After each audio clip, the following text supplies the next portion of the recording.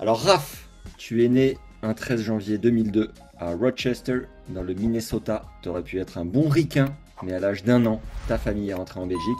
Ton papa, qui est neurochirurgien, exerçait dans une clinique là-bas. Tu as commencé le tennis à 4 ans sur le mur de la maison parce que ton papa jouait au club du coin, assez classique. Non, non, c'était pas vraiment le mur de ma maison, c'est parce que la maison familiale de mon papa, en fait, longeait un club de tennis. Et donc, j'ai commencé sur le mur de ce club-là, mais c'est plus ou moins, on va dire, dans la maison, vu que c'est juste à côté. C'est Ok. pas très important. Tu mesures 1,91 m, t'es droitier, revers à deux mains, une bonne marmule, un bon bébé. C'est vrai que sur les sites ATP, c'est un, comme vous dites, 91, donc chez nous, 1,91. Ouais, Mais c'est 1,94. excuse-nous, Je suis un petit peu plus grand. 1,94 m. Voilà. 2025, c'est l'année des premières pour toi. Première fois dans le top 100 après ton titre au Challenger de Pau. Déjà, bravo. Premier match remporté sur un tournoi ATP, c'était au 250 à Marrakech contre ce bon vieux Fonini, 3 et 3, propre, rien à dire. Premier tableau final avec ton classement lors du dernier US Open. Et premier match remporté en Grand Chelem, en sortant un solide troisième tour et une victoire magnifique contre le numéro 12 mondial Casper Ruud en 5-7 au deuxième tour. Et c'est pas tout. La semaine dernière, première victoire contre un top 10 en Coupe Davis contre deux mineurs devant 10 000 Australiens à Sydney. Après un troisième set d'anthologie, tu avais pourtant démarré avec des crampes, tu vas nous raconter, j'espère. Tu as ensuite battu Vukic en 3-7 pour qualifier ton pays pour la phase finale de la Coupe Davis. Monstrueux. On joue contre qui? T'as On joue dit? contre les Français. On joue Allez, contre les Français. pour jouer les Français, on va y revenir évidemment. On s'est rencontrés lors d'un tournage en Allemagne pour filmer les matchs par équipe du club de Cologne pour lequel tu joues. J'ai découvert un mec adorable, naturel, spontané, un Belge comme on les aime quoi. J'aime bien les Belges. Ça me touche, merci. T'es entraîné par Mister Coupe Davis, Steve Darcy. Et alors j'ai trouvé quelques signes distinctifs sur toi. T'es un énorme fan de Rafa. Vous avez le même prénom, ça part de là, mais tu nous diras en complément pourquoi. Ton papa est un des plus gros neurochirurgiens de Belgique. Tu pourras peut-être aussi nous raconter. J'ai un autre signe, je t'ai regardé du coup contre Casper à l'US Open. Tu mets ta casquette à l'envers pour ensuite la mettre à l'endroit, au changement de côté. Première fois que je voyais ce move. Voilà. T'es pour le Barça et le Standard de Liège. T'aimes les courses Exact. cyclistes et le shopping, ainsi que la mode. C'est ton côté Christina Cordula, qui est une reine de la fashion, si tu la connais pas. Les reines du shopping? Elle est reine du shopping Eh oui. que tu dois suivre, visiblement. Non, non. Du coup, Raph, on va reprendre chez les jeunes. Est-ce que tu peux nous raconter ta progression, peut-être? À quel moment on a commencé à te dire, ce gars, il a un truc en plus, il est peut-être mieux coordonné, il court mieux, il tient mieux la raquette, j'en sais rien. Ça a marché comment pour toi, l'évolution chez les jeunes? Plutôt, en fait, parce que, comme tu l'as dit, j'accompagnais mon papa qui joue au tennis, pas trop loin de la maison. Et donc, bah, en attendant ses entraînements, où moi, je devais attendre. Et donc, il m'a donné une petite raquette et j'ai commencé à taper tout seul contre le mur. Et à un moment donné, il m'a surpris et il a vu que ma psychomotricité était quand même assez bonne pour mon âge, que j'arrivais quand même à renvoyer deux, trois coups droits assez propres, bien centrés contre le mur, alors que j'avais 4 ans. Et donc, bah, il s'est dit, oh, c'est pas mal tout ça, on va essayer de l'inscrire. Et après, bah, j'ai commencé le tennis comme ça. Je faisais aussi du foot en parallèle. Puis j'ai été repéré à la Fédé assez jeune, à 6 ans. 6 7 ans, j'ai commencé les rassemblements régionaux. Et puis après, bah, un peu plus grand, j'ai été vraiment à la grosse Fédé, qui est le siège est à Mons. Donc j'ai commencé comme ça. J'ai été repris à la Fédé tôt. Puis il a fallu faire un choix entre le tennis et le foot. Sur le tennis, évidemment, parce que j'adorais ça. Et puis je suis rentré à l'internat à 12 ans, à la fédération. Donc j'ai fait 12 18 là-bas, à l'internat. Un peu comme le CNE en France. C'est Ouais. le même principe. Quand on finit, ça s'appelle notre réto, vous c'est le bac. On est repris dans une cellule qui s'appelle le Team Pro de l'Association francophone de tennis. Et donc je suis rentré dans cette cellule-là où je suis entraîné par Steve Darcy depuis mes 18 ans, donc ça fait 5 ans. Et donc là, bah, je suis toujours dans cette structure-là et ça se passe plutôt bien. Et toi, entre tes 12 et 18, ou peut-être même avant, à quel moment tu t'es dit, je rêve d'être pro et j'y crois surtout? J'ai vraiment pris conscience que c'était devenu, évidemment, c'est ma passion, c'est un sport que j'aime, mais c'est vraiment depuis peu que j'ai pris conscience que c'était mon métier. C'est un peu venu naturellement à moi, en fait, parce que bah, au final, t'étais jeune, t'es un peu pris dans une spirale où tu vas au rassemblement, t'es repris par la fédération, tu commences à faire des tournois, tu voyages, et au final, bah, tu fais ça un peu pour t'amuser. Donc, c'est difficile de se dire, bah, ouais, là, il faut être sérieux, tu commences à partir en tournoi, t'as la pression, t'as aussi l'école que tu dois gérer à côté. Donc, ça vient, entre guillemets, assez naturellement à toi. Et puis après, bah, évidemment, quand tu commences à jouer les juniors, quand tu commences à jouer les grands chelems, c'est là où ça devient un peu plus sérieux. Et puis, quand tu passes pro, que tu grappilles un peu les étapes, que tu montes au classement et que tu arrives dans des beaux tournois, dans des gros challengers, dans les grands chelems, dans les ATP, c'est là-bas que tu te rends compte que oui, tu es en train de vraiment vivre de ta passion, mais je me suis jamais dit à un moment donné, à 14 ans, je me suis pas dit je veux être tennisman professionnel. C'est juste que c'est venu naturellement à moi, je faisais du tennis, voilà, je le fais plutôt bien, on va dire. T'es aidé, t'es suivi et ça vient un petit peu naturellement à toi et c'est un peu comme ça que ça s'est passé.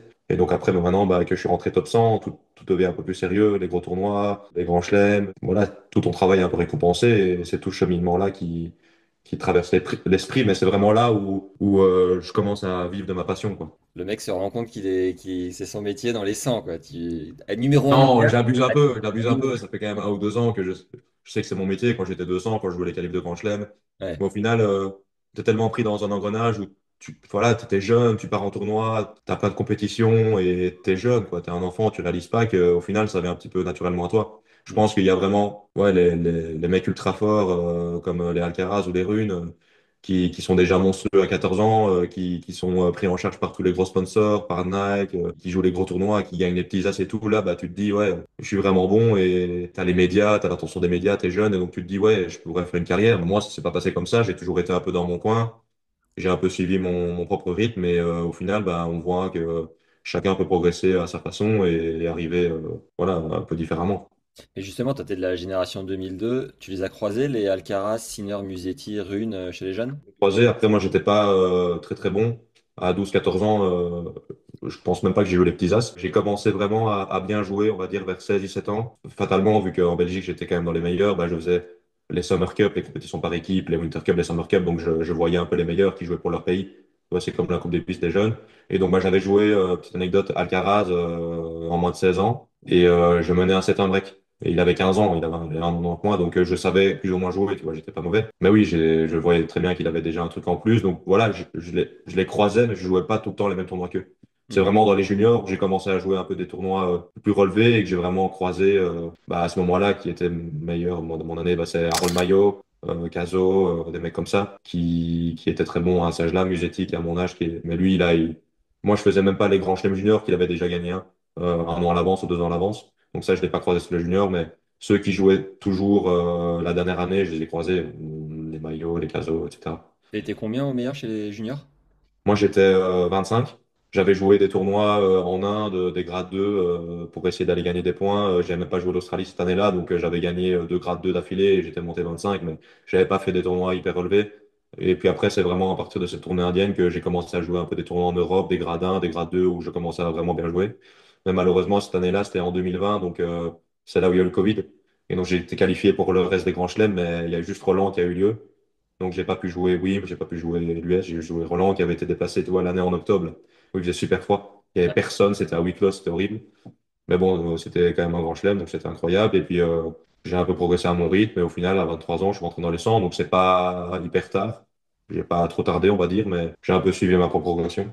Et quand tu avais 12 ans, David Goffin en avait 24. Tu rêvais pas d'être à sa place à ce moment-là? Tu disais pas, ah ouais, il m'inspire trop, quoi. Évidemment, il m'a inspiré, parce qu'il faut savoir que lui est passé par la même structure que moi. Il a aussi fait l'internat à Mons, à l'association francophone de tennis. Et donc, bah, évidemment, quand tu vois un mec qui est aussi fort et qui est passé par la même structure d'entraînement que toi, tu te dis, bah, pourquoi pas toi? Après, bah, tu le vois un petit peu comme un héros. C'est toujours un héros pour nous en Belgique. C'est une légende en Belgique. Donc, tu le regardes un peu avec les grands yeux, mais c'est difficile d'imaginer à 12 ans que tu vas pouvoir jouer les mêmes tournois que tu regardes au final à la télé. C'est vraiment un processus et tu te rends compte de plein de choses au fur et à mesure. Et voilà, tu fais des tournois un peu plus forts chaque année et c'est comme ça que tu y arrives. Mais c'est sûr que c'était plutôt voilà, un héros pour moi que je regardais à la télé, qui était du même pays que moi et qui faisait le même sport. Mais je me suis jamais dit que j'allais faire des tournois comme ça en étant tout petit. Vous étiez combien à l'internat à ce moment-là? Combien de Moi, mecs? quand je suis rentré, on était. Il faut savoir qu'en Belgique, il y a deux fédés. Donc, c'est pas une seule fédé avec toute la Belgique. Elle est répartie en deux. Donc, elle est flamand, les wallons. Donc, à la fédé wallonne, quand je suis rentré, on était 8 mecs. Et il y a que On était toi qui est top 100 aujourd'hui? À cette époque-là, oui, il n'y a que moi. Il y a toujours Gauthier Oncelin, qui est donc on a les deux seuls rescapés à la fédération de cette team de 8. Après, chaque année, il y a d'autres plus jeunes qui rentrent. Mais ceux qui ont, enfin, j'aime pas utiliser ce mot-là, mais qui ont entre guillemets percé, qui jouent toujours à l'ATP, c'est moi et Gauthier. Gauthier qui est de la 200 et moi bah, qui suis top 100. Mais on est les deux seuls, quoi. Et dans le team pro, il y a aussi Emilia Demanet qui est 520, qui a été aussi top 20 junior, qui est 2005, et t'as Jack Loger qui est 520 aussi et qui est 2004. Donc on est quatre en fait dans ce team pro là. Et t'es fils unique? Ou t'as des frères et Non, sœurs? moi j'ai deux sœurs et un frère. Et eux, ton père leur a pas filé des petites raquettes pour voir si au niveau de la motricité c'était correct? C'est ce que je disais aux médias belges, c'est que je leur dois beaucoup parce qu'au final, bah, ça prend tellement de temps d'avoir un frère qui fait de la compétition. Et donc au final, ils ont quand même beaucoup sacrifié leur jeunesse. Je les vois encore faire leurs devoirs dans la cafétéria pendant que je m'entraîne. Après l'école, on se dépêche puisque Raph a entraînement, donc ça tournait tout un peu, enfin tout tournait un peu autour de moi. Et donc bah, je pense que c'est compliqué pour des parents d'avoir plusieurs enfants qui font vraiment de la compétition parce que ça demande tellement de temps, tellement d'argent. Et au final, bah, je pense que et on a quand même beaucoup d'écart. Moi, la plus grande de mes sœurs, on a 4 ans d'écart. Et les deux jumeaux, ils ont 17 ans. Donc, on a 6 ans d'écart. Donc, voilà, c'était un trop gros écart. Et au final, c'est moi qui ai un peu pris toute la place. Et au final, bah, c'est pour ça que je suis content de bien jouer aujourd'hui et de faire un peu des résultats comme ça parce que je leur rends un petit peu ce qu'ils m'ont donné. Et ce que tu m'expliquais aussi, c'est que la Fédé aujourd'hui, par exemple, elle te met toujours Steve, ton coach, à dispo, celle qui le finance. Tu disais que ça coûtait beaucoup d'argent, mais t'étais entièrement pris en charge par la Fédé, non? Puis en championnat fédé, mais à ce moment-là, j'étais jeune, donc j'avais pas une bourse comme maintenant. J'étais, oui, pris en charge par la fédé, j'avais mes entraînements, mais j'avais toujours mon entraîneur privé. Pendant ce temps-là, avant que je rentre à l'internat, ou voilà, à l'internat, j'étais vraiment pris en charge complètement par la fédération, où j'avais une bourse et où je payais pas mes frais.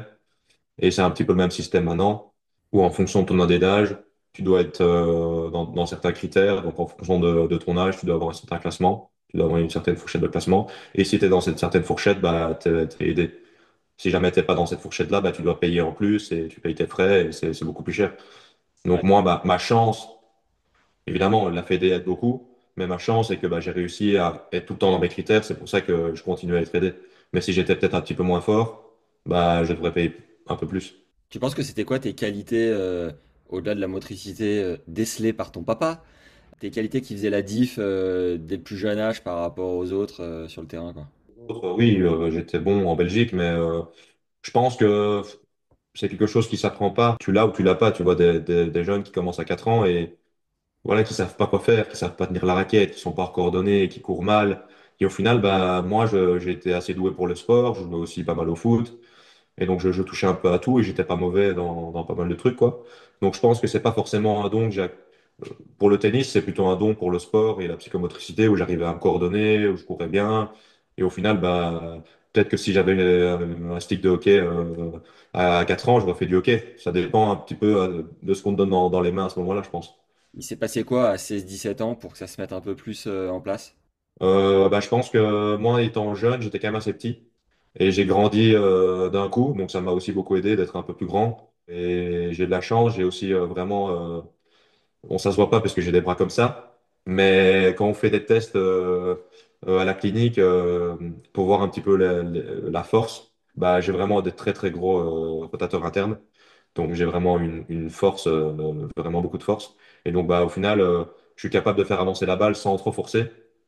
Et ça, ça m'a aussi beaucoup aidé. Et après, voilà, aussi beaucoup d'entraînement, il faut pas se mentir. Je m'entraîne depuis pas mal de temps, très jeune, c'est quand même beaucoup de sacrifices. Et c'est bien qu'à un moment donné, ça se mette en place, quoi. Je pense que c'est mérité. C'est quoi les trucs les plus durs que tu dois sacrifier? Bah, je pense que c'est comme toujours de tennis, c'est de pas être beaucoup à la maison, de jamais rien pouvoir prévoir avec sa famille, avec sa copine ou ses amis. Voilà, tu peux jamais rien prévoir parce que tu as des tournois toutes les semaines, tu sais pas si tu vas bien jouer, donc si tu vas pouvoir prendre off 3 4 jours. Au final, les seules vacances que tu peux avoir, c'est quand la saison est terminée en novembre. Donc voilà, moi, mes frères et sœurs, ils sont à l'école, mon papa travaille, c'est pas du tout un moment pour partir en vacances, c'est plutôt pendant l'été. Et donc moi, ça fait pas mal d'années que je pars plus avec ma famille en vacances pendant l'été. Parce que bah, je suis pas dispo et eux, ils partent en vacances, ils vont pas se priver de vacances puisque je suis pas là. C'est pas faire la fête, ne pas pouvoir sortir avec ses potes, pas pouvoir boire d'alcool. Après, j'en bois, mais occasionnellement, pas tout le temps. Mais voilà, tu te prives quand même beaucoup pour ton sport et au final, bah, c'est ça qui est beau aussi, c'est qu'il y a plein de sacrifices à faire pour pouvoir y arriver et quand tu fais quelque chose de bien, bah, ça te fait tellement plaisir parce que tu sais tout ce que tu as fait pour y arriver. Là, je viens de lire quand même, on va en reparler un petit peu après, mais que suite au week-end en Coupe Davis, tu avais été un peu l'ambianceur pour partir un peu en fiesta. Tu dois faire la fête de temps en temps quand même. T'as évoqué copine, t'es en couple ou pas? Écoute, sujet sensible pour le moment, mais Ah, on va dire oui. ok, j'ai compris.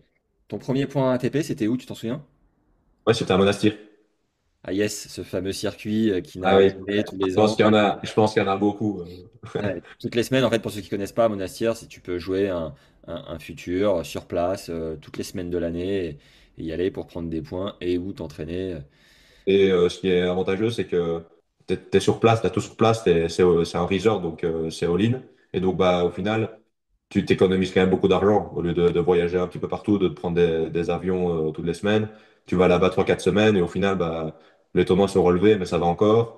Tu peux gagner des points ATP et au final, tu dépenses pas non plus énormément de frais. Donc, c'est vraiment une bonne formule. Et au final, pendant le Covid, je me souviens, on a eu de la chance qu'il y ait des tournois comme ça dans les resorts, Antalya, Monastir, parce que bah, c'est un cool tennis, il faut pas se mentir.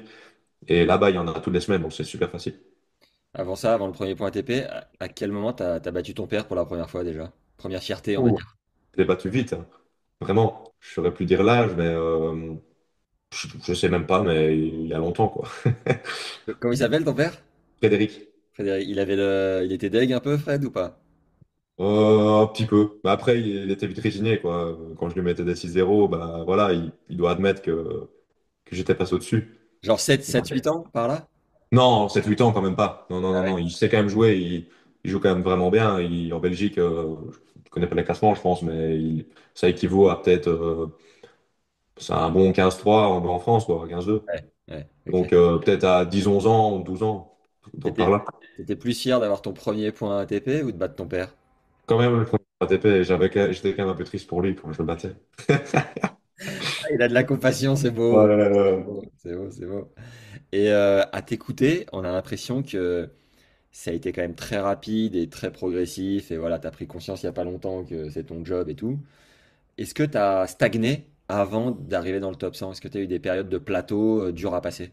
oui, il y a eu des périodes compliquées, notamment à cause des blessures. J'ai quand même été pas mal embêté par certaines blessures. En 2021, ma première année chez les pros, j'ai eu pas mal d'ennuis avec mon bras, donc j'ai pas non plus beaucoup joué. Ma première année chez les pros, j'avais pas de points ATP et je l'ai fini aux alentours de la 980e place. Donc c'était pas non plus énorme, j'avais quelques points ATP. Et puis après, bah, au final, je pense que j'ai quand même progressé assez vite. Tous les ans, j'ai quand même fait un bond énorme. 2022, si je me souviens bien, j'ai commencé donc 980 par là et j'ai fini 280. Ouais. Donc j'ai quand même 2022, j'ai vraiment bien progressé. Donc tous les ans, j'ai rajouté un petit peu des nouveaux trucs dans mon jeu et au final, j'ai progressé assez vite. J'ai juste une blessure qui m'a beaucoup freiné en 2023 où là, bah, depuis 2021, j'arrêtais pas de progresser. J'étais plus ou moins 200. Je commençais à faire des demi en challenger, mes premiers grands chelems. Et puis à WIM, en qualif en 2023, ça savais plus une semaine que mon bras n'allait pas bien et au final, bah, je suis rentré et j'ai eu fracture de fatigue. Donc j'ai arrêté pendant 3 4 mois et puis j'ai voulu recommencer et je me suis fait fracture de fatigue au pied gauche. Donc au final j'ai eu deux fractures en l'espace de 6 mois, donc de juin à janvier 2023 j'ai pas joué du tout. Et donc bah, l'année passée, en 2024, j'ai commencé l'année, j'étais plus ou moins 400e par là et j'avais joué que les 6 premiers mois de l'année. Donc si je jouais pas bien, j'allais me retrouver vraiment avec 0 point TP. Donc c'était vraiment comme si je recommençais un peu à zéro. Mais au final, j'ai vraiment super bien joué directement et j'ai réussi à compenser mon retard. Et au final, j'ai fini l'année 120 l'année passée. J'ai gagné deux tchals, j'ai fait deux finales en tchal, j'ai gagné 4-5 futurs. J'ai vraiment fait une bonne année l'année passée.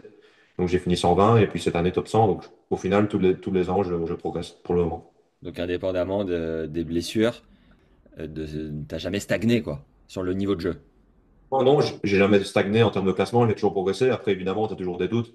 Tu sais pas si tu as le niveau au début quand tu commences. Moi, je suis quand même d'une famille assez exigeante et assez ambitieuse. Donc, voilà, le tennis t'apporte pas trop de garanties dans le sens où bah, tu peux essayer 2 3 ans, mais au final, t'as pas fait.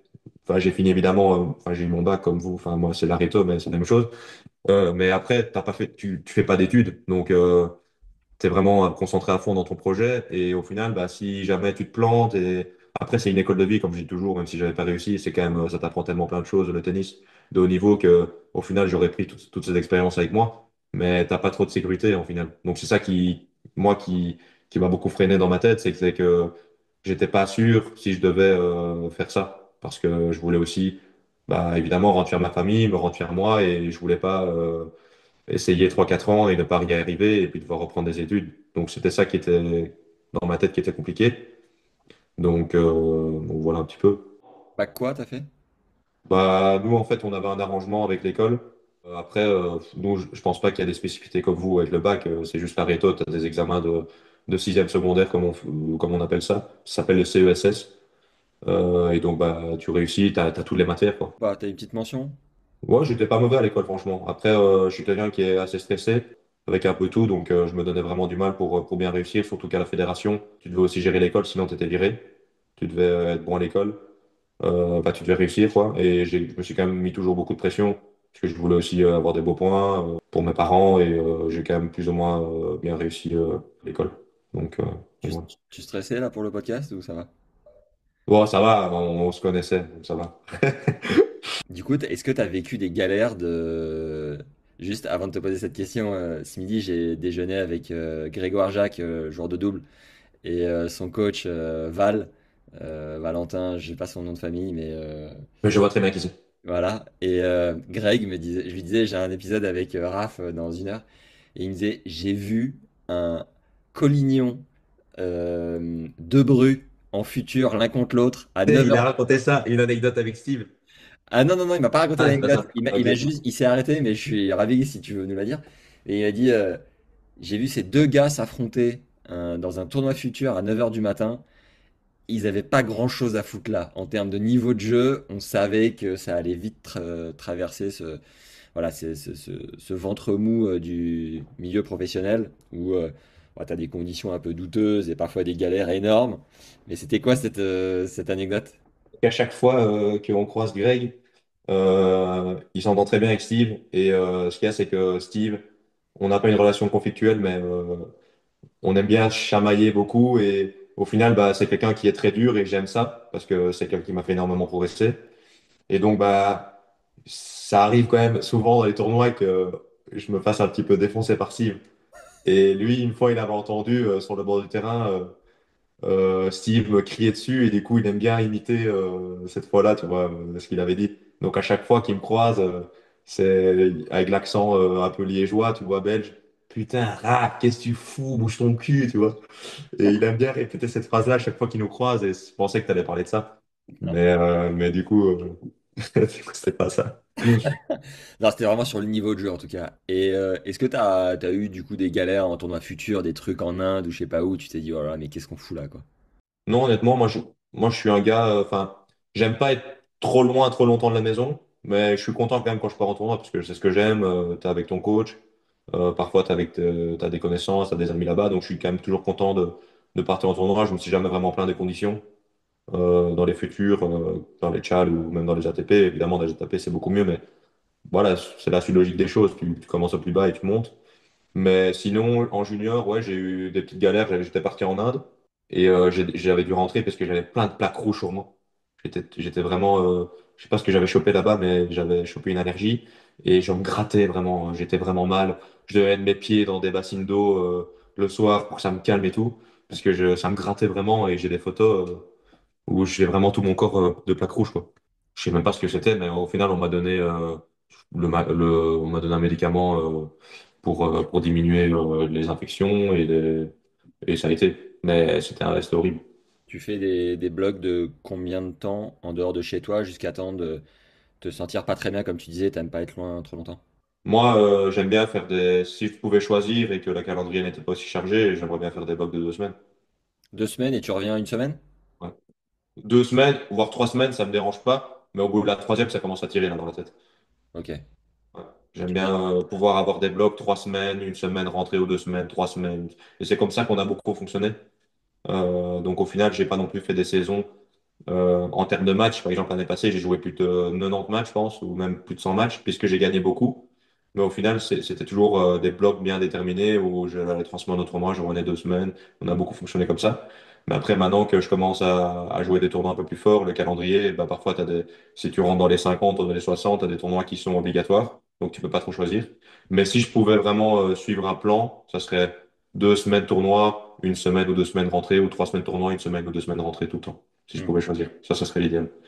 Est-ce que tu as eu un petit coup de fierté de toi et slash de ta famille pour le passage dans le top 100 là? Il y a beaucoup d'émotions, un peu, parce que surtout que Pour la petite anecdote, juste avant cette semaine-là, j'avais pas gagné un match de l'année. J'avais perdu premier tour à Canberra, premier tour à Melbourne en qualif, premier tour à Marseille. J'étais la semaine de Coupe Davis, je suis tombé malade, donc je suis resté du mercredi au lundi dans ma chambre en train de mourir. J'étais au plus mal. J'ai pas joué Lille, le Challenger, et puis je suis arrivé à Pau, mais j'avais perdu mes 4 premiers matchs. J'étais vraiment sous confiance, vraiment, genre je savais plus jouer. Genre, aux entraînements, c'était catastrophique, je me sentais pas bien et tout. Et au final, je m'en sors bien au premier tour. J'ai eu Maxence Bauger joue très bien, mais voilà, il était 6 700 et voilà, j'étais 120, donc je me suis ressorti à l'arrache, je menais break au troisième et tout. Enfin, un truc de malade, et puis, ce match-là m'a complètement relâché et au final, j'ai super bien joué la semaine, j'ai gagné. Et donc, bah, c'était à la fois le top 100 et à la fois une délivrance parce que j'étais vraiment malheureux en ce début d'année, quoi. Je savais vraiment plus jouer. Le tennis, c'est tellement un sport de confiance, de mental. Et au final, d'une semaine à l'autre et d'un match à l'autre, ça peut tellement changer. Et là, j'étais dans le trou et puis j'ai gagné le tournoi et je rentre dans les 100. Donc, c'était vraiment incroyable comme émotion. Et oui, après, bah, c'est pourquoi tu travailles toute ta vie. Être top 100 et c'est un accomplissement incroyable. Donc, évidemment, j'étais très fier de moi, ma famille aussi. Et c'était un beau sentiment. Est-ce qu'il y a eu un moment où ton père, ta mère, je sais pas, t'ont dit un mot en particulier qui t'a touché C'est pas enfin, surtout mon père, c'est pas dans son style. Il aime bien, évidemment, quand il est fier de moi et que je fais quelque chose de bien, il me le dit, mais c'est jamais abusé. Il aime bien toujours garder une certaine distance pour justement que je me satisfais jamais de ce que je fais, pour que je sois jamais satisfait et pour qu'au final, je continue à bosser tout le temps pour devenir meilleur, parce que si jamais t'as un papa ou une maman qui te dit c'est pas grave mon grand, t'as fait ce que t'as pu, c'est bien, c'est bien, c'est bien. Au final, bah, tu te dis oh ouais, c'est peut-être bien ce que je fais, je vais peut-être un peu moins bien faire. Donc moi, la mentalité dans ma famille, c'est toujours essayer de me pousser. Et voilà, quand tu fais quelque chose de bien, c'est bien, t'es félicité. Évidemment, c'est important pour un enfant de recevoir de l'amour et des félicitations, mais il faut pas non trop non plus. Il faut aussi qu'il bosse et qu'il soit jamais content, quoi. Et c'est un peu la mentalité qu'on m'a un peu inculquée. Ta maman fait quoi? Maman, elle est psychologue. Et ton père, tu peux nous dire dans les grandes lignes, parce que c'est un peu la rockstar des neurochires en Belgique, non? Bon, ça c'est peut-être parce que c'est mon papa et qu'on parle un peu de moi, mais voilà, je sais pas si c'est une rockstar en Belgique, mais c'est sûr qu'il est très très bon dans son domaine, il est quand même assez réputé. Lui, il est neurochirurgien, donc il opère la tête et le dos. Il est spécialisé dans ça. Et donc bah c'est super impressionnant, et même pour moi, c'est super inspirant, parce que il vit quand même des moments de pression énorme, et moi, ça me permet de lui poser des questions, de savoir un petit peu comment il gère, parce que au final, c'est limite plus stressant qu'un match de tennis. Un match de tennis, oui, voilà, c'est un jeu au final, et si jamais tu perds, ça va pas changer ta vie. Là, tu es vraiment dans la tête d'une personne, dans le dos d'une personne, tu opères des tumeurs, et donc si tu rates un petit peu ton move, la personne peut mourir. Donc c'est beaucoup de stress. Et ce qui est drôle, c'est que lui, il me dit, bah, moi, je me lève le matin, je suis une machine. Ça fait 25 ans que je fais ça. Il n'y a pas d'émotion, je fais mon taf. Et par contre, je le vois sur un terrain de tennis, il mouille. C'est incroyable. Il Putain, fait, Fred! il fait des chips de coups droits, il ne peut pas frapper, il me regarde, il panique et tout. Et là, en interclub, j'ai été le voir, il a pris 2 bulles, il savait plus jouer et tout. Je dis, mais papa, allez, sérieux, t'opères des cerveaux et tu sais pas faire un coup droit frapper. Et c'est tellement, le mental est tellement fascinant pour ça. C'est fou. Et lui, il me dit, mais je lui dis, mais papa, comment c'est possible que tu stresses? C'est pour t'amuser. Il me dit, oui, mais opérer et ma profession, je l'exerce depuis 30 ans, 35 ans, je suis formé pour ça. Au tennis, mais je joue jamais, donc je contrôle pas. Et ça me stresse quand je contrôle pas les choses. Tu vois, j'ai pas d'entraînement et donc je maîtrise pas ce que je fais. C'est ça qui me fait stresser. Tandis que bah, dans ton domaine, tu es une machine, donc tu te sens à ta place. Et c'est vrai. En revanche, type de coup droit, j'espère que t'as rien contre le type de coup droit. Je me suis mis à en faire il y a 2 3 ans, mec, je me régale. Moi, je fais que ça, hein. Bon, tu l'as fait avancer quand même, hein. Tu l'as fait... Bah, je fais une bonne claquette, un bon coup de squash, mais je suis vraiment assez doué sur ce coup-là. Aïe, aïe. D'ailleurs, je suis un peu. Ouais, on m'appelle. Il y a quelqu'un qui m'appelle l'homme araignée. Puisque je fais vraiment des claquettes tout le temps en Ça, full c'est quand t'es en bout puissance. de course, ça. Ouais, je suis en bout de course. Ouais. Mais toi, tu fais vraiment des chips de coup droit quand t'es bien placé? Ouais, je me suis mis à mouiller il y a 2 3 ans et quand ça vient trop vite, mec, je fais type coup droit. Franchement, tout le monde connaît ça parce que, au final, même quand tu mouilles, même moi à mon niveau, il y a des jours où je me réveille et. Enfin, moins maintenant, mais tu paniques et tu sais même plus comment faire ton geste, quoi. Ça arrive à tout le monde. Donc c'est plus facile de faire un bon petit chip que de vraiment faire ta prépa. Tu m'étonnes. Bah tiens, décris-nous ton style de jeu d'ailleurs, il ressemble à quoi? Quelles sont tes forces? Où est-ce que tu continues de progresser? Mon style de jeu, c'est quelqu'un qui est très solide du fond. Je suis capable de tenir des longs rallyes, de pas faire de fautes. Je suis quelqu'un de très régulier, bon service, qui doit encore être perfectionné évidemment. Mais très bon service, je suis capable de claquer beaucoup d'ace. Et du fond de terrain, je fais pas de fautes, je suis très solide. Très bon vert assez naturel. Euh, où je peux un peu le mettre pas où je veux, mais je suis vraiment à l'aise avec ce coup-là. Coup droit, j'ai dû beaucoup le travailler. C'est pas un coup droit c'est pas un coup qui est naturel, mais au final, maintenant, c'est devenu vraiment mon meilleur coup à force de le bosser.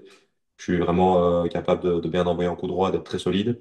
Et sur ce que je dois bosser, en fait, tout au long de ma vie, comme j'ai dit, avec le stress et le fait de ne pas vouloir perdre, j'étais toujours quelqu'un qui avait tendance à rester du fond et attendre que l'autre rate et pas aller chercher les points. Et vu que j'étais quand même assez bon physiquement et que je couvrais bien le terrain, ce qui est toujours ma grande qualité pour le moment, je couvre très bien le terrain pour ma taille, j'avais tendance à me dire, c'est bon, tu peux tenir du fond, l'autre va faire la faute. Et donc, j'allais jamais chercher les points.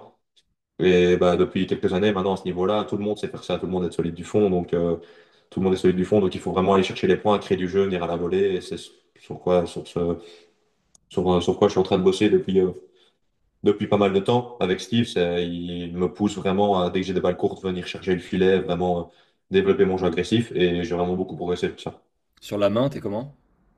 J'ai pas une mauvaise main, franchement, je volley très bien, même si je devrais venir plus en match, mais le fait que je sois même jamais venu, j'ai quand même une très bonne volée, alors que j'en fais pas vraiment souvent. Je suis capable de m'en sortir dans des situations compliquées et ouais, j'ai une bonne petite main. Après, je suis pas un Caras non plus, mais je sais pas faire des amortis du fond de terrain parfaites, mais j'ai quand même une main pas mal. Et service, t'en as bouffé des paniers et des paniers pour claquer des aces ou c'est aussi avec ta grande taille?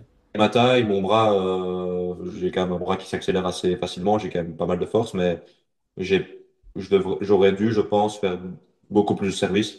Donc parfois, maintenant, ça va mieux parce que j'ai pris conscience des choses et je le fais vraiment de manière assidue. Mais c'est vrai que quand tu es jeune et même quand tu es moins jeune, au final, faire un panier de services, c'est pas amusant, quoi. Toi, tu as envie de taper des balles, de faire des points et taper des services et des services, au final, ça te fait vite un peu chier, quoi.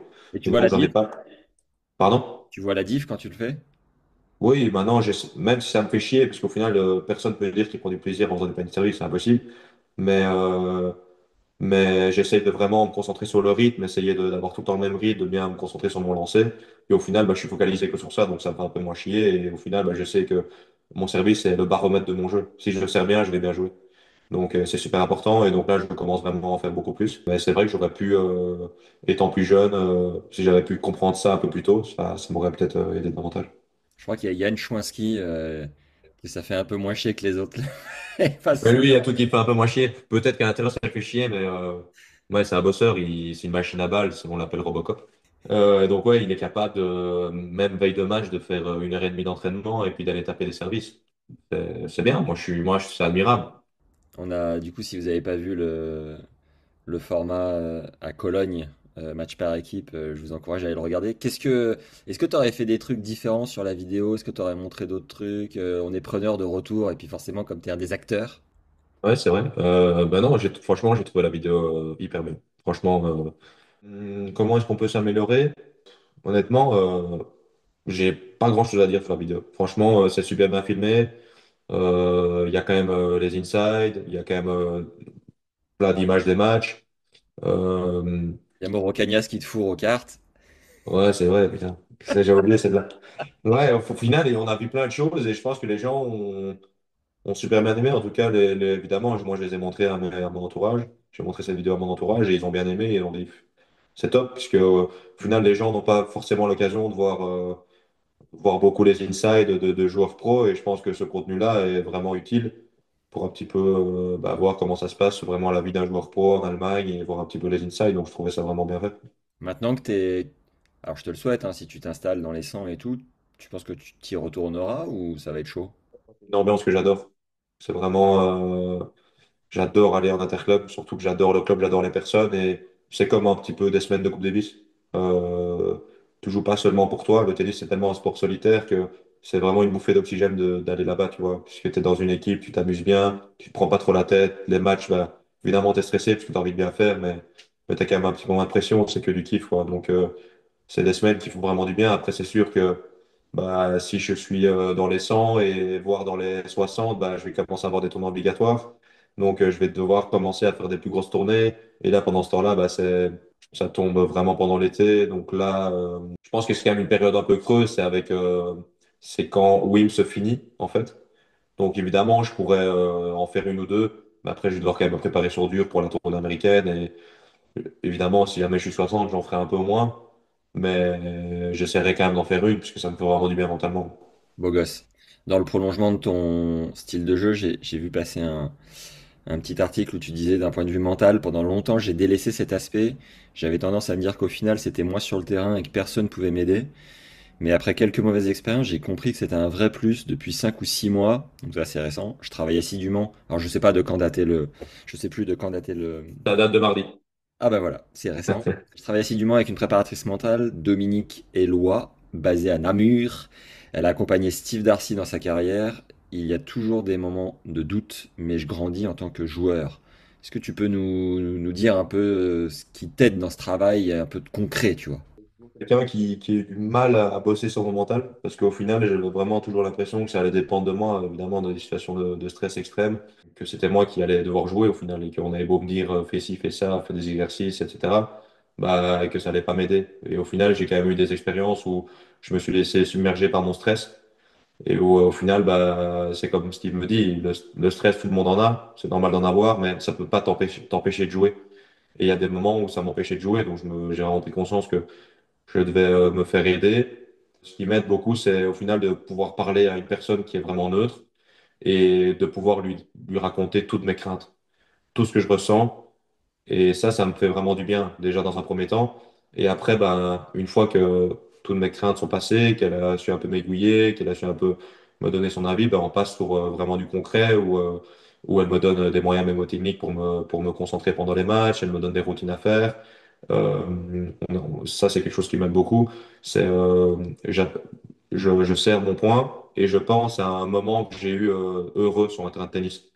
Et dans des situations de stress, au final, ça aide vraiment. Parce que tu penses vraiment à ce bon moment et au final, tout ce qui est autour et tout le stress que tu ressens, t'oublies un petit peu. Et ça, c'est quelque chose qui me fait du bien. Donc, c'est pas un petit truc comme ça. Et donc, ça me fait vraiment du bien. Et ça fait depuis 5 6 mois que je fais des visios régulièrement. Quand je suis en Belgique, que je vais la voir. Et ouais, ça m'aide vraiment. Ouais. T'es un gars assez pudique, non? Ah oui. Oui. Par exemple, enfin, quand tu gagnes au cinquième set contre Casper Ruud, j'ai trouvé ta célébration hyper sobre. Tu vois, je me suis dit, ah, c'est marrant, je pensais que t'allais un peu plus lâcher et tout, t'es resté hyper calme, quoi. De mineur, je suis resté calme. Après, à l'intérieur, je peux te dire que je suis pas calme du tout. Ouais. Mais c'est juste que, en fait, je savais pas quoi faire. Enfin, c'était tellement des émotions énormes que bah, je me suis mis au sol et je me suis dit, putain, je l'ai fait, incroyable. Et au final, c'est comme si c'était pas réel, quoi. C'était purée, je l'ai vraiment fait, c'est vraiment vrai, etc.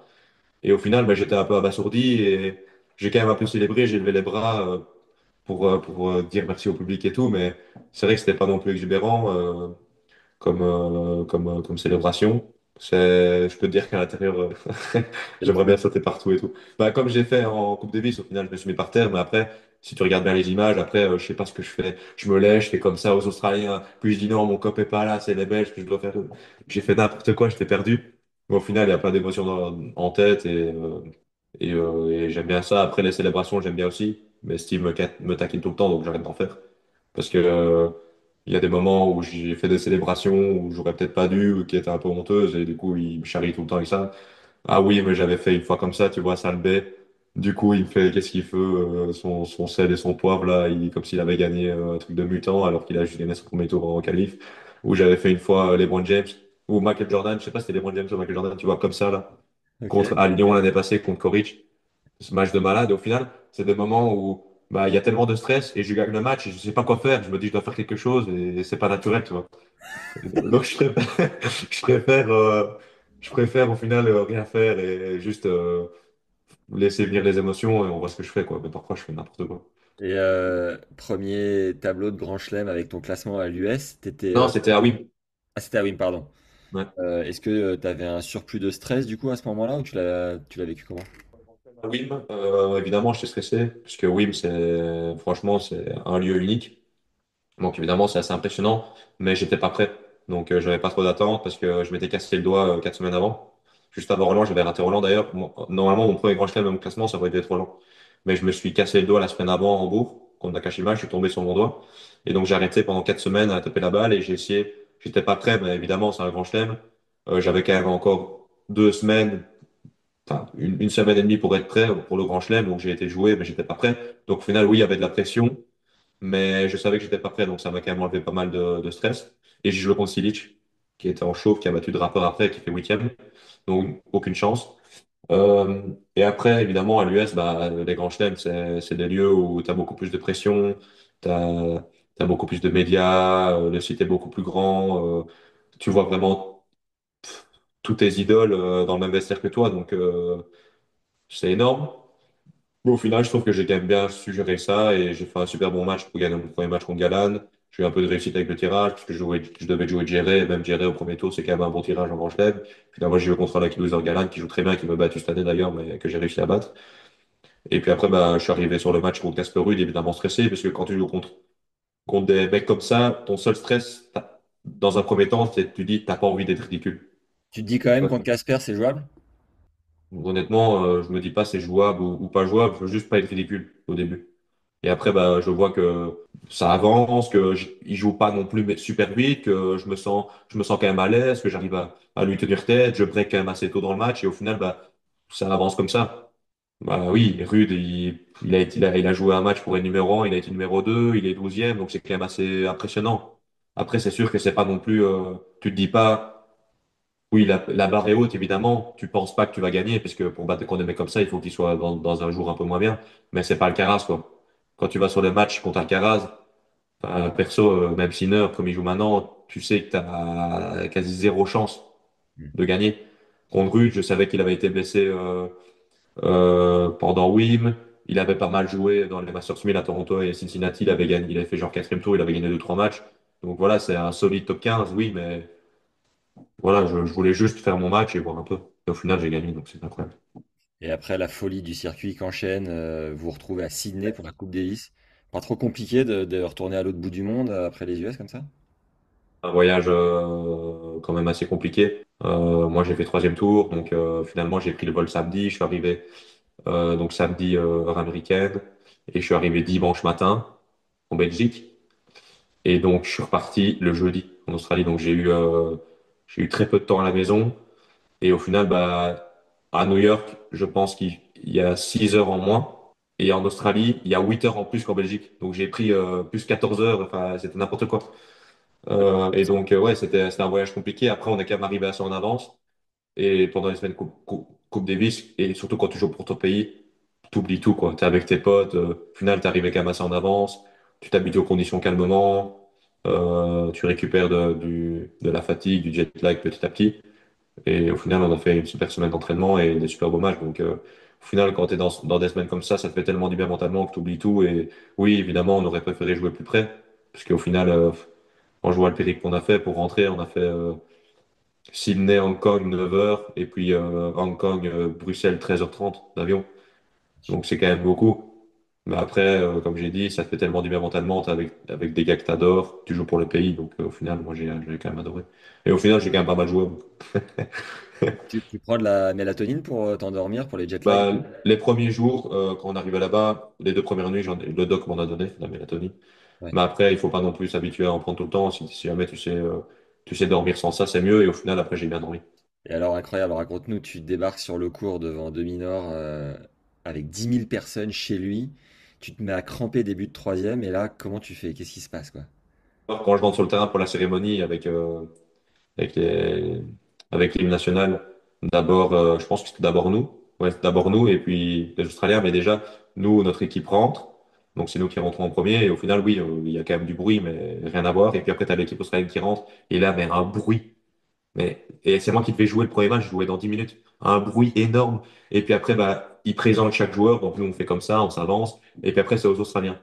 Et puis, il y avait déjà énormément de bruit pour tous les Australiens. Et puis, tu as Alex qui s'avance. Et là, un bruit, mais tu te rends même pas compte. Et je me suis dit, yeah, mais je suis censé jouer pour lui dans 10 minutes. Mais comment je vais faire, quoi? Ouais. Genre, j'étais déjà en train de stresser. C'était énorme pour moi. C'est quasi un des plus grands stades dans lequel j'ai joué. Je me dis, comment est-ce que je vais gérer ça? comment est-ce que je vais gérer ça? C'est incroyable. Après, j'ai eu la chance, c'est que j'ai vraiment joué incroyable la semaine. Je jouais vraiment très très bien. J'ai vraiment fait des bons sets d'entraînement et je me sentais vraiment très très bien. Donc mes frappes, je les sentais. Mais après, quand tu vois ça, t'es quand même un peu pris par le stress. Mais je sentais très très bien la balle. Et au final, Alex, bah, c'est un joueur titanesque. Il fait des résultats de mutant. Il est toujours là. Maintenant, il est toujours en quart de grand chelem. Il a gagné Washington. Il a fait finale en 1000. Enfin, il est monstrueux. Mais au final, t'as quand même le temps de jouer. Donc, il y avait quand même des échanges. J'étais très physique. Mais au final, moi, ça m'a entre guillemets détendu de pas me faire découper enfin, directement par un mec qui envoie, tu vois. Il y avait des échanges, c'était très physique. Le premier set a duré 1 heure et demie. Comme j'ai dit, moi je suis quelqu'un qui fait pas beaucoup de foot du fond. J'ai quand même une bonne qualité de balle, donc on se faisait vraiment des échanges de taureaux. Et au final, ça m'a quand même détendu de savoir que je pouvais jouer et que j'avais le temps.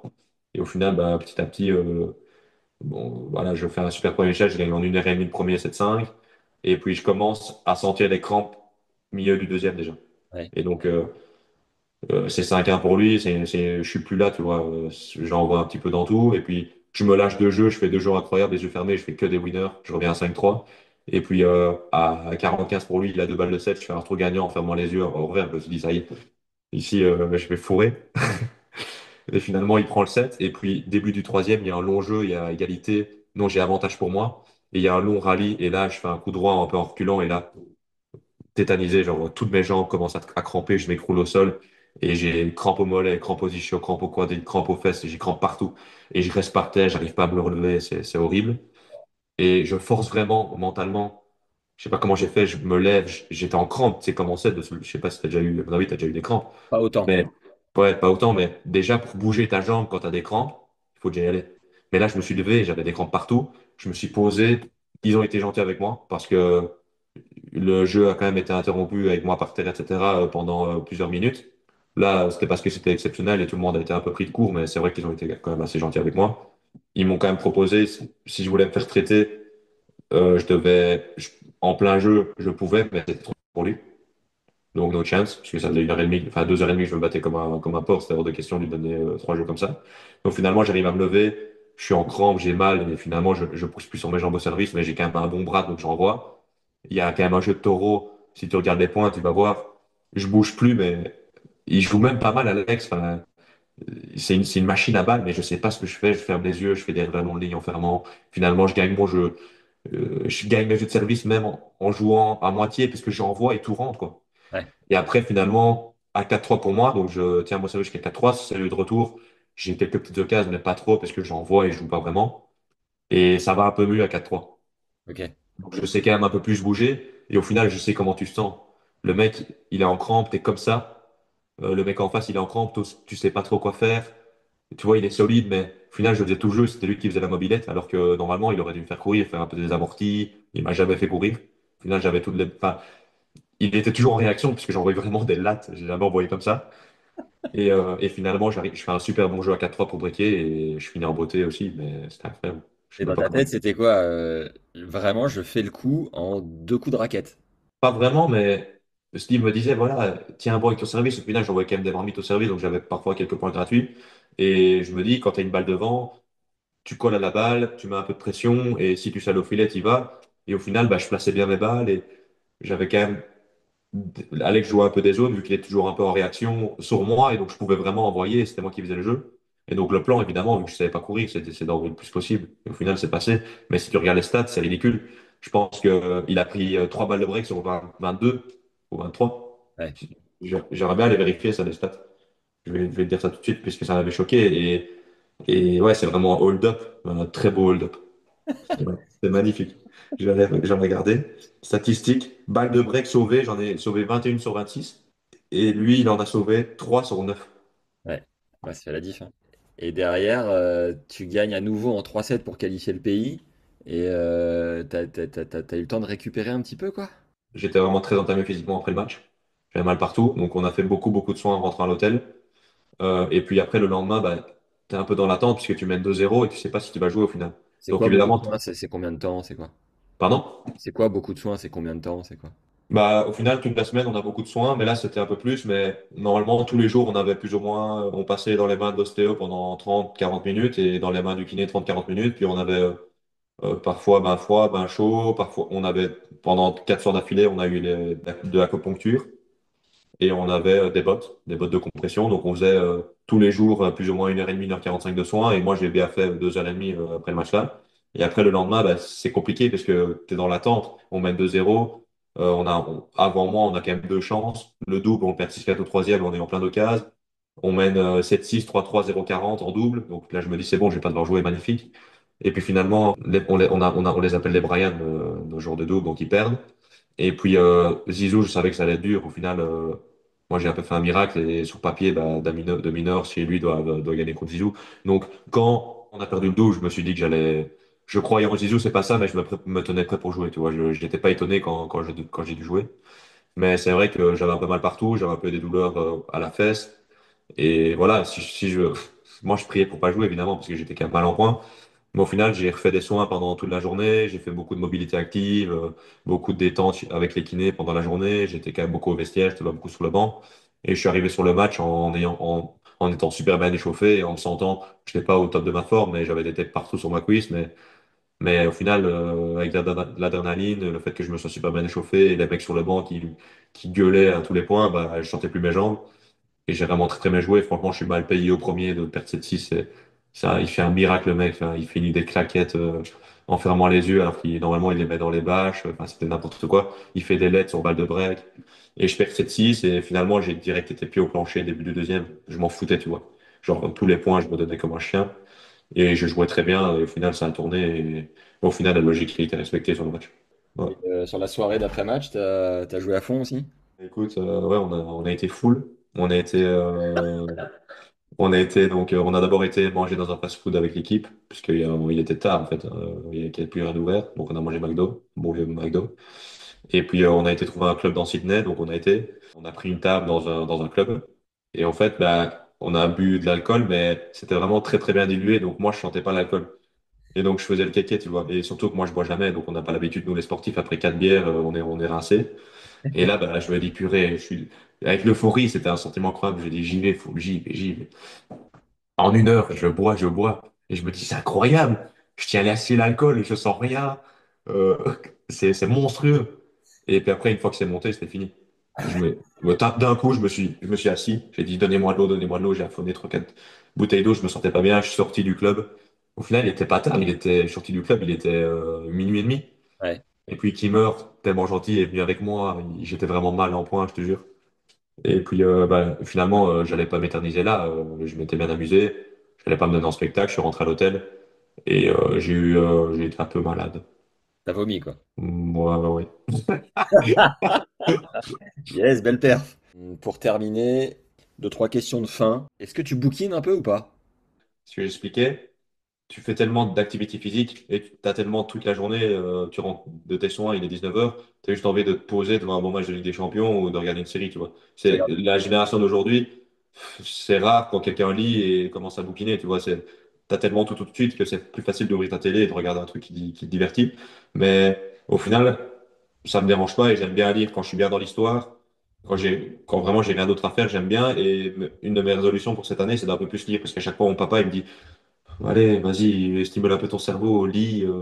Donc j'ai acheté 2, 3 livres. Je suis dans.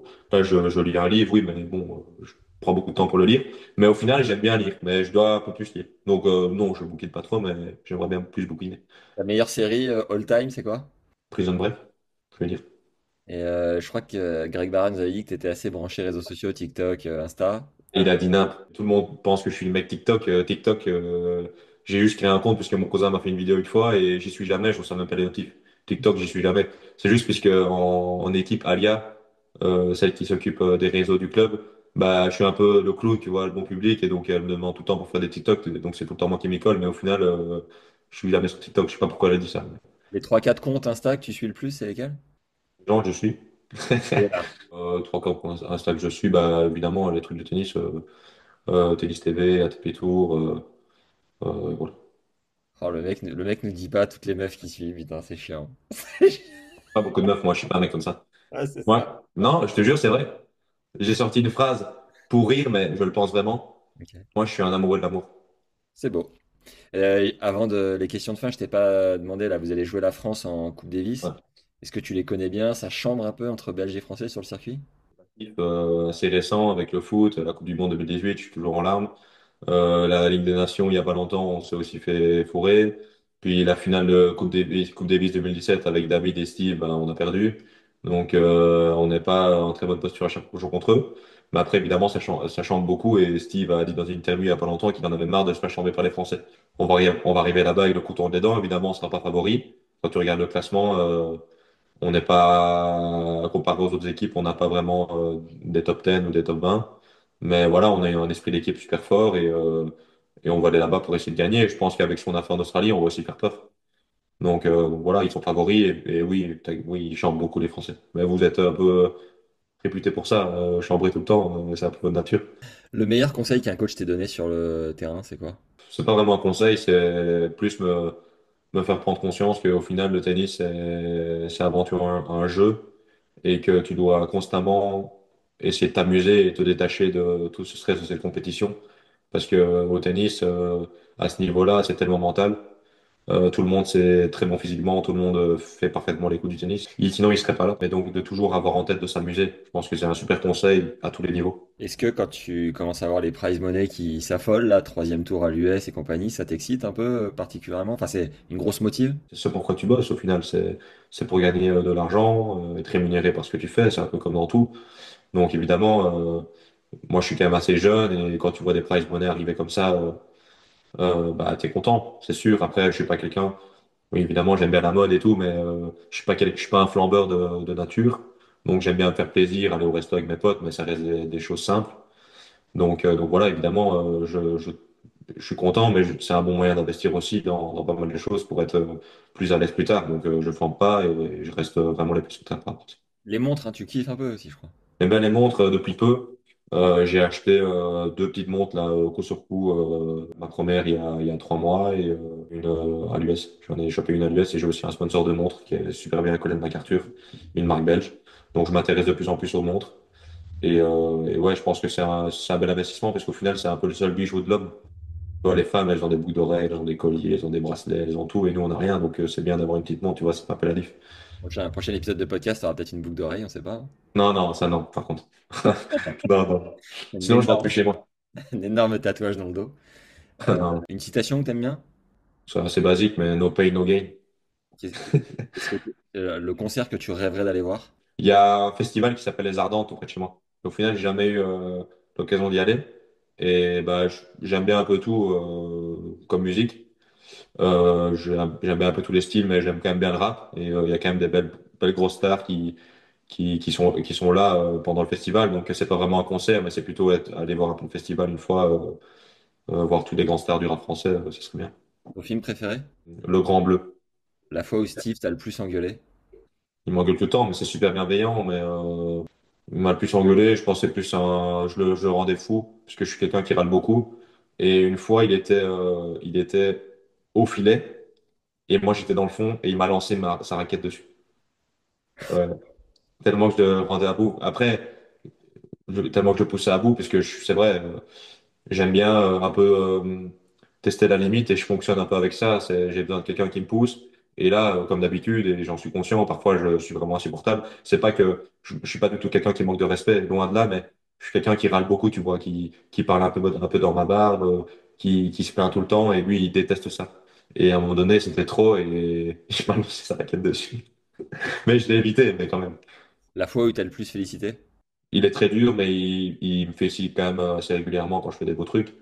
Bah là, avec ce week-end, il m'a quand même beaucoup félicité. Il m'a dit, enfin, c'est toujours, voilà, gars, franchement, bravo. C'est incroyable ce que tu as fait. Mais voilà, je lui dis, on reprend l'entraînement. Je suis très fier de toi, mais tu as des beaux objectifs après. Donc concentre-toi vite, tu vois. Mais évidemment, il me félicite quand je fais des choses bien. Dernière question, c'était intéressant aussi de lire que tu disais, voilà, tout à l'heure tu disais d'ailleurs, j'aime pas trop ce mot percer, ou tu sens que t'es pas encore arrivé, que t'as beaucoup de trucs à bosser par rapport à Alex, même si tu l'as battu pour t'installer dans les 10, il y a encore énormément de boulot et t'en as conscience. Mais si tu devais t'adresser à ton toi de 12-14 ans là qui arrive en internat à Mons, au centre francophone, tu lui dirais quoi au RAF de l'époque? Je lui dirais de vraiment prendre tout ce que je peux de chaque entraîneur. avec lesquels je suis passé. Parce que j'avais mes idées, comme j'ai dit, j'étais quelqu'un qui défendait beaucoup. Et au final, bah, j'ai un peu développé mon jeu offensif sur le tard. Et peut-être que si j'avais un peu plus écouté et que j'avais un petit peu rajouté un peu plus de cordes à mon arc un peu plus régulièrement, j'aurais pu être plus fort plus vite. Après, j'ai quand même pas trop tardé.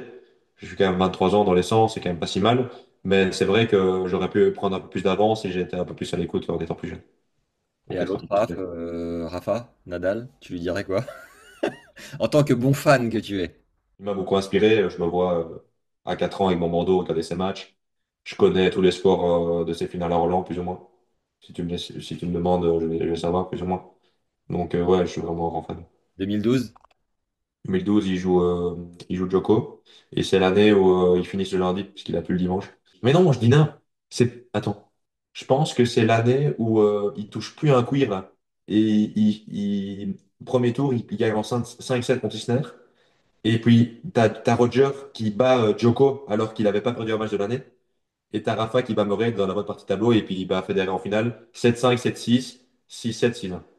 2016? 2016, c'est pas Rafa. Parfait. On peut arrêter là-dessus. 2017, c'est contre Stan, je pense. 2017, c'est contre Stan. Il gagne 6-2, 6-3, 6-1 en finale. Et 2016, c'est qui? 2016, je pense que c'est le premier de Djoko, si je dis pas de bêtises. 2015, c'est Stan qui gagne. 2016, c'est Djoko qui gagne. 2008, 6-1, 6-3, 6-0 Nadal contre Federer. 2009, il perd contre Soderling en huitième. 2010, il bat Soderling en finale. 6-4, 6-2, 6-4. Pas te les faire tous, mais voilà, je te montre un peu que je connais, quoi. Comme quand je t'ai demandé où est-ce que tu joues le mieux au foot? Bon, à tous les postes. T'es là, quoi. Non, non, c'est pas vrai. Ça, c'est pas moi. C'est pas, je suis pas du genre à dire ça, mais c'est vrai que j'aime bien le foot et pour le peu, enfin, j'ai joué peut-être 2 3 ans en étant plus jeune et j'ai quand même des bons restes. Bon, allez, bon dîner avec ta grand-mère. Merci Merci, beaucoup. mec, c'était hyper cool. Et puis, Ah, c'était chouette. Merci beaucoup. let's go pour la suite, hein. Ouais, on essaye de, je sais pas, les tournois de prévus bientôt pour toi, mais on va peut-être se recroiser d'ici peu. Peut-être à Bercy. Mais- Ouais, merci, c'est prévu dans le programme si je rentre en qualif. Donc peut-être là-bas et sinon, bah, on se verra bien quelque part. Bercy qui joue à la défense d'ailleurs, première année là. Ouais, c'est plus à la Coréenne. Ils ont Ouais. changé. Ouais. Plus, mec. Tous, merci, hein. C'est Allez, sympa. ciao, Raph. Ciao. Ciao. À plus. Ciao.